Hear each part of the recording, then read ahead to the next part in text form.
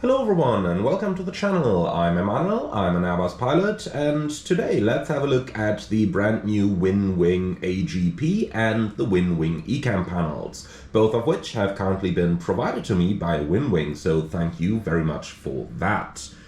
So the panel you see on the right hand side is the AGP, and that includes things like the brake fans, landing gear indicators, auto brake switches, the clock, the first officer's terrain on ND control button, and the landing gear lever, which is probably my favorite of the entire set, but we'll get to the landing gear lever in a few moments. On the left hand side you can then see the WINWING ECAM control panel, both of which are 1-to-1 size replicas of the real-world Airbus units. Now, the two units are sold separately. The product on the right hand side is the AGP, and the one kind of on the middle left hand side is the ECAM control panel. However, the AGP comes with hardware that is designed to be assembled in a way that you can add the ECAM control panel to it. Now, let's go ahead and have a look into what exactly those products can do. And the most important thing I want to talk about today is the actual feel of the product, because anybody can look at screenshots, and I'm sure that anybody believes that when you move a switch, then that switch is also going to move inside the flight deck, right? Alright, so let's talk about the actual feel of the product. And we'll start with the different types of buttons that we've got on our AGP. So there is three kinds of buttons installed in this. First of all, we just have the landing gear indicator lights, which cannot be pressed. Like if you press on here, nothing happens. It simply shows you the green landing gear down lights or the red unlocked lights. Then we got simple push buttons, such as the terrain on ND switch. You push these in and an action happens. Now, a funny thing over here, and I'm not sure if this is actually by design or if this is just coincidence, but on the real-world Airbus, especially the terrain on ND switch, when you press it fast, then it does not necessarily respond. And we kind of get the same thing with the WINWING unit here. You can see that? When I'm pressing it too fast, it doesn't really respond. And that's exactly the same thing that the real Airbus does. Nice little feature that they've added over here. Now there is one different type of switch, and that is the brake fan button. So while the auto brake and terrain on ND push buttons are simply push in, they come back out, the brake fan button is pushed in and actually sticks like this. So this actually remains inside, and when you click it again, then it comes back outside. From here, let's have a look at the nose wheel steering and anti-skid switch, and this is something that I really like about what WINWING is doing.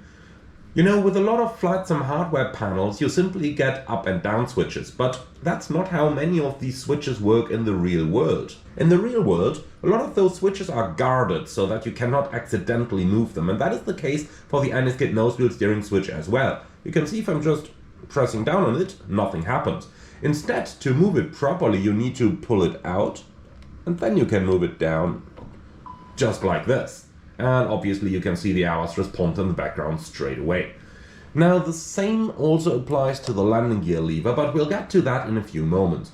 Let's first have a look at the clock, because there are two little surprises waiting for us over here. So we do have the standard clock controls. You can control the elapsed timer down here, you can put that back to the stop position, and you can put it to reset, and you can see the reset position is spring loaded so that it responds and goes back into the stop position. Now, this is not the case with the switch we've got up here for the actual setting of the clock, so that one is a 3-position switch.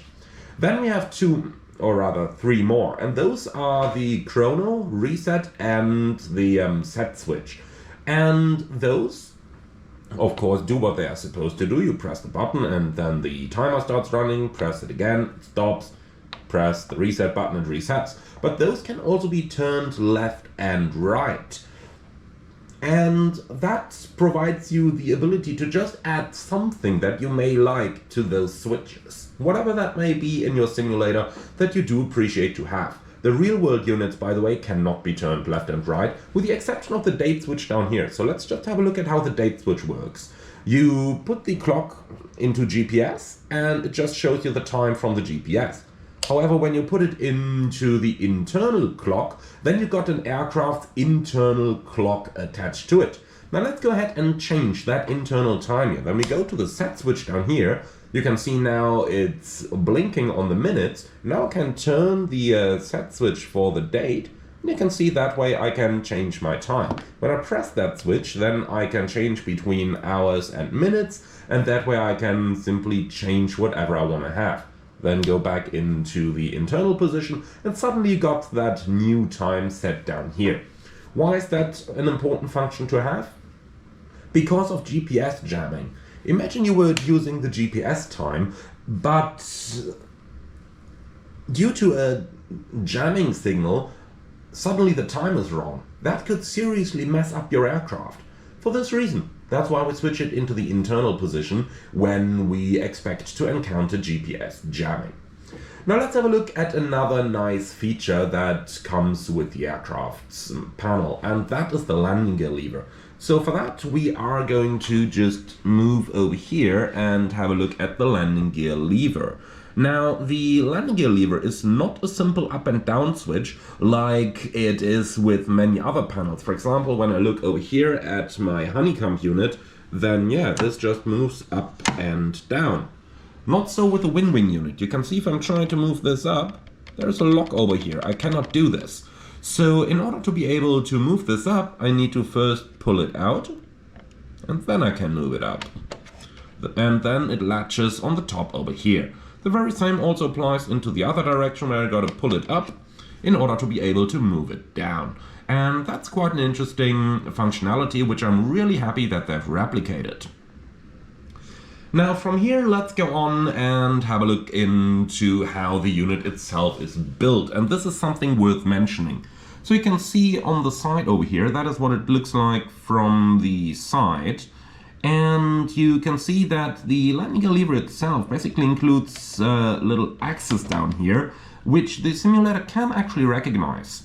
So I suppose that's probably the same that WINWING is using for the spoilers and for the flap levers. You can also see that I've assembled my unit in a way that I can just nicely put it on the top of my screen holder over here like that. And that is basically one thing that is worth talking about, which is basically the greatest weakness of the product, because it does not contain a stand that enables you to assemble it realistically, put it up realistically, and then at the same time also hold it in position. So when I'm just quickly flicking buttons over here, you can see that the unit is moving a little bit. So you kind of need a third-party stand or one of the WINWING stands in order to be able to attach it properly to your desk. Now, you can assemble it in different ways, however, then the gear lever would move to the left of the thing, which is not the position that it has in the real world. And you can assemble it that way. So that's something that I do hope WINWING is going to provide in the future. But now let's go ahead and have a look into the next feature, and that is the ECAM control panel. So let's just go down and have a look at this panel. So the ECAM control panel is an exact replica of the A320's panel, with a couple exceptions. You can see that there are those 4 blue buttons down there, which the A320 obviously doesn't have. If we have a look at that in our simulator right down here, we can immediately see that, well, the real-world Airbus does not have that.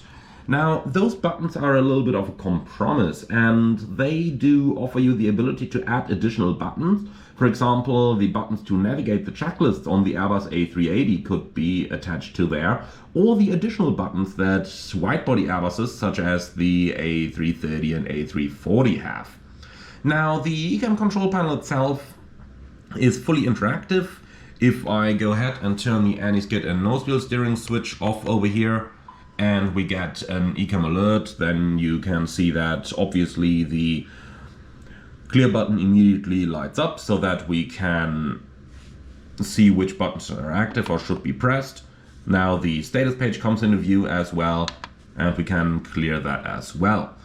Apart from that, it also features the guarded emergency cancel button, and you can see that that guard is spring-loaded over here. So you gotta lift it up and then press it in order to suppress whatever warning is currently active. Nice little panel, but here again you do need a good stand for it. So you can see when I'm just quickly pressing buttons over here, the panel has a tendency to move, especially on the left side. So that's something that I do hope WINWING is going to provide a solution for if you don't want to buy yourself a stand. So hopefully that's something that is gonna come up with an easy solution. Last but not least, there is one more feature of the panels that I think is really worth mentioning, and that is the fact that they are tied to the brightness control of your flight simulator. So first of all, we can obviously do light tests up here, and then most importantly, you have the controls of your panel's intake lights, and those are fully interactive. As you can see, when I turn those down, then the lights of the WINWING panel are also going down. Likewise, when I turn them up, they gradually come on, which is quite the cool thing for when you're operating in a nighttime environment. Well, and that's the new WINWING AGP and the WINWING ECAM control panel. In my opinion, great additions at a very affordable price to your home flight simulator cockpit.